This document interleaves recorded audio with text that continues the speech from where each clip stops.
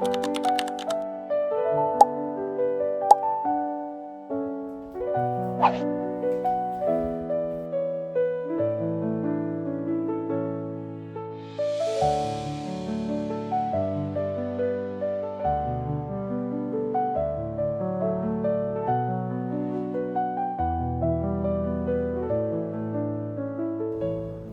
I'm Vera Lee. Welcome back to my channel. Today I want to talk about how scary it is when things not only start to go right, but keep going right. So much has changed, as you guys know. Or maybe you don't, because this is a very new channel. But you can look over my videos, and even just from the titles you can see that in the last 2 months my whole life really has changed. But it's also been changes that were years and years in the making. I've been really working to form community and to prioritize friendships and to be more gentle and compassionate with myself and not be as hard on myself. And I'm starting to see everything I've been working at pay off. And it's not that nothing good has ever happened, of course, but this has such a different feel to it that actually I wanted to title this video like "No One Tells You How Scary It Is," but honestly they do. I've seen so much content and so many people talking about how scary it can be and how difficult it can be to process things going really well after a lot of experiences where maybe they didn't go so well, or after experiences where you've kind of sabotaged yourself and, you know, backed yourself into a corner when you could have been having really great success with your goals, but you self-sabotaged yourself, you know? And I've definitely done my time in self-sabotage jail. But I guess, like, I was thinking while I walked my dog today about the difference between like something good happening and things going in a good direction, because those feel really different to me actually. Yeah, like I used to kind of, I don't think burn the candle at both ends was even the way to say it. It was like I was going in so many directions at once, and I was so enthusiastic and like all in on everything that I was doing, from relationships and finance goals to growing a business and like growing social media accounts and being engaged with friendships and traveling and wanting to have pets. And I don't know if you can hear it, but my dog is like pawing at her kennel right now very cutely. Oh, anyway, I was doing so much, and I was all in on so much, and it was very, I don't regret it, but it was very forced, and it did push me into a really long burnout. It led to much faster and less caring choices than I think I would have made if I'd been taking my time or giving myself the time, or if I had been spending time with my actual thoughts and feelings rather than doing a million things at once to avoid them. Which at the time I was very convinced I was not doing, but in hindsight it's like, yeah, we were doing that a little bit. But anyway, like, so I know how to make something good happen. I know how. Lanik? No. The cat is like, I don't even know what he's trying to get into right now. He's never done this.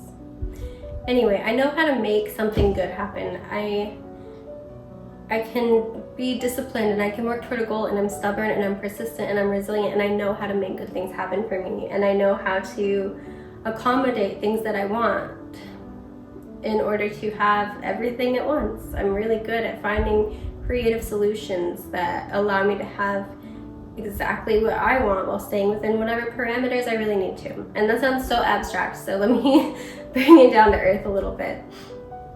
I'm in a phase and a period of my life right now where I'm realizing that romantic relationships have cost me too much.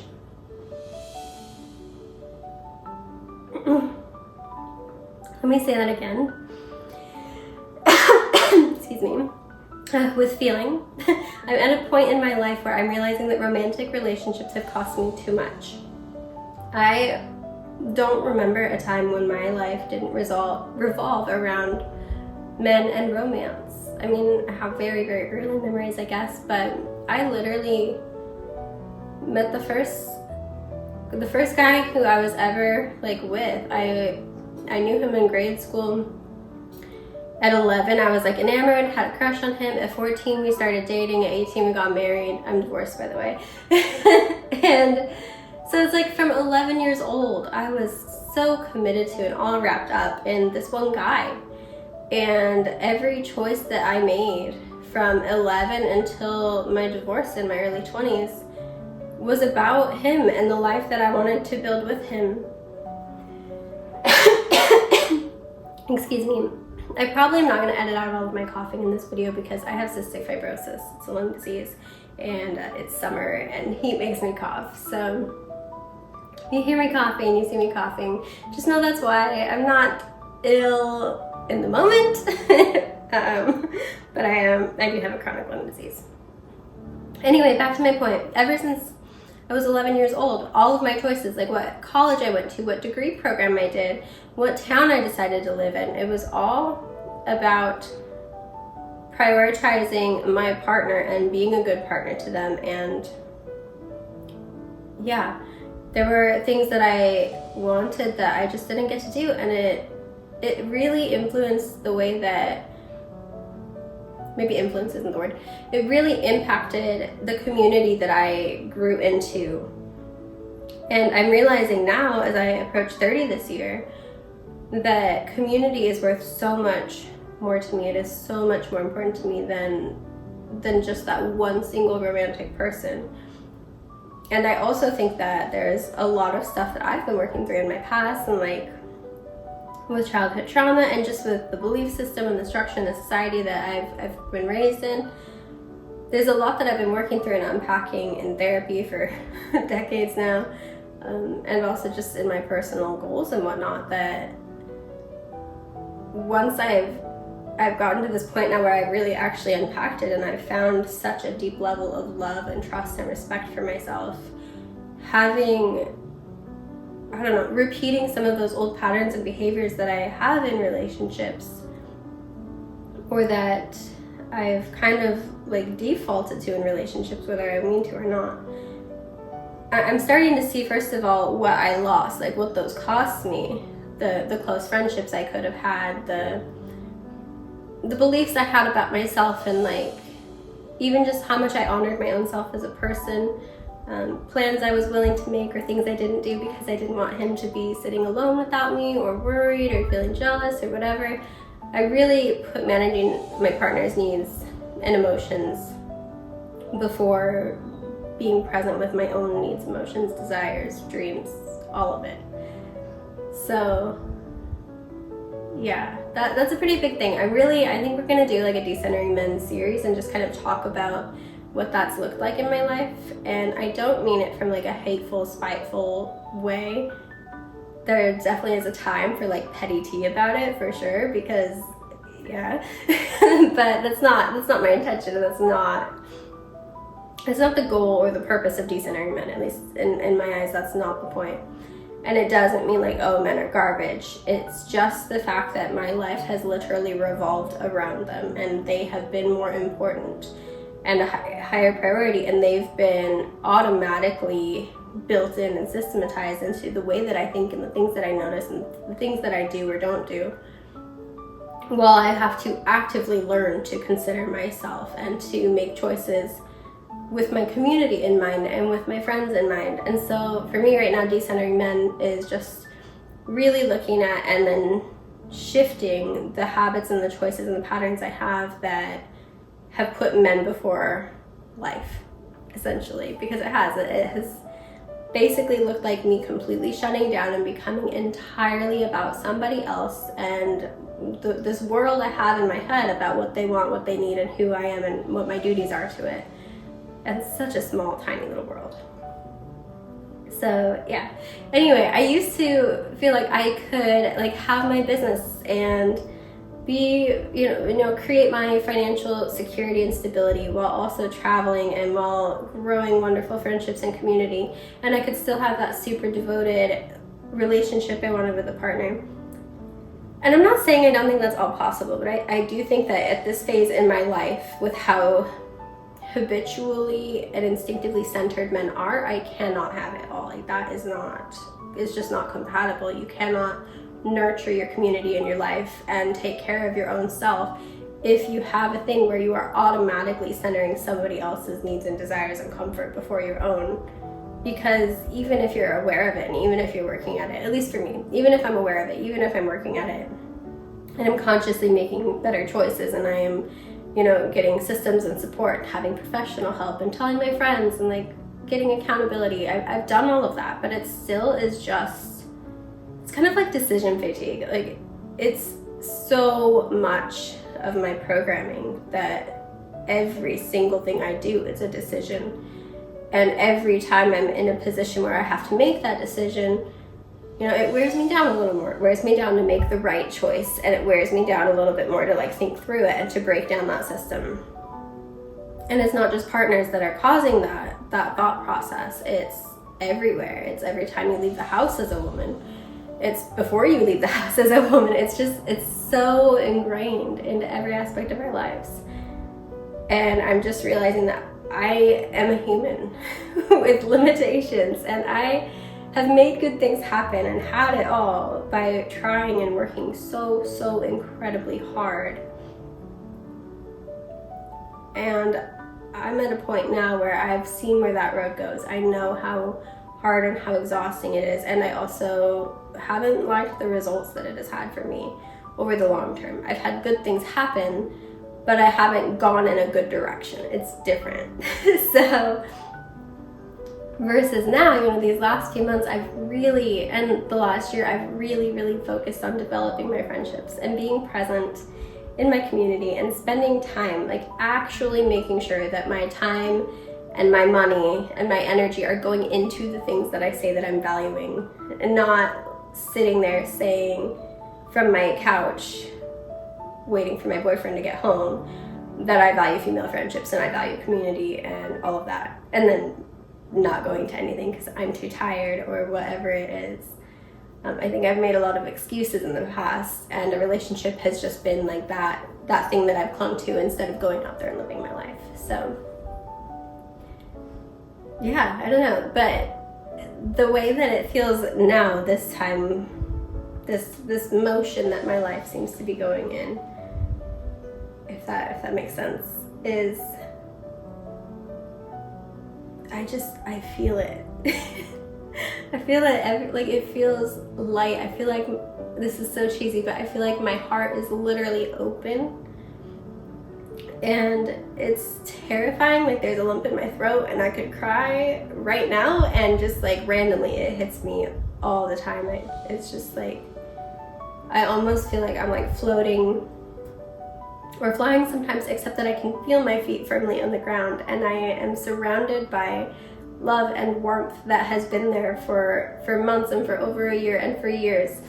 And I'm feeling really held and supported and surrounded by people who do really value and care for me. And I also am so full of love, like so full of love. I'm so excited about my friends' birthdays, and I can't wait to go see them again, and I want to know how their writing projects are going, and I really genuinely care, and it's like top of mind, and it's something I think about while I make my breakfast or I drink my tea, or at the end of the workday when I realize like it's time to put work away. What am I going to do next? Or I go for a walk and I think, you know, like, we haven't seen this person in a while, I wonder how they are. I didn't used to have all of that. Like, there's like this blooming, thriving garden inside of me now, that the way that I focused on that one single rose bush of a relationship never allowed to thrive. So yeah, it's also just, it's incredible because I'm not trying anymore. I'm showing up. That's true. I'm showing up, and I'm being smart, and I'm acting on purpose, and I'm paying attention. But I also just have so much grace for myself. I have, you know, this kind of like 80% goal where I'm not trying to be 100% perfect. I'm just trying to 80% of the time deliver. Deliver to myself the vibe that I want, carry the energy that I want to have, show up the way that I want to show up, be in the places I want to be 80% of the time. And if 20% of the time I totally miss the mark, okay. Because I'm learning something new, I'm adjusting. Life is hard. But this feels sustainable, that's what I mean. It's not just going in a good direction because I'm making it. It's like, I am the good direction. I trust myself, and I have this feeling inside of me of, I'm gonna cry. I have this feeling inside of me of just such safety, and like,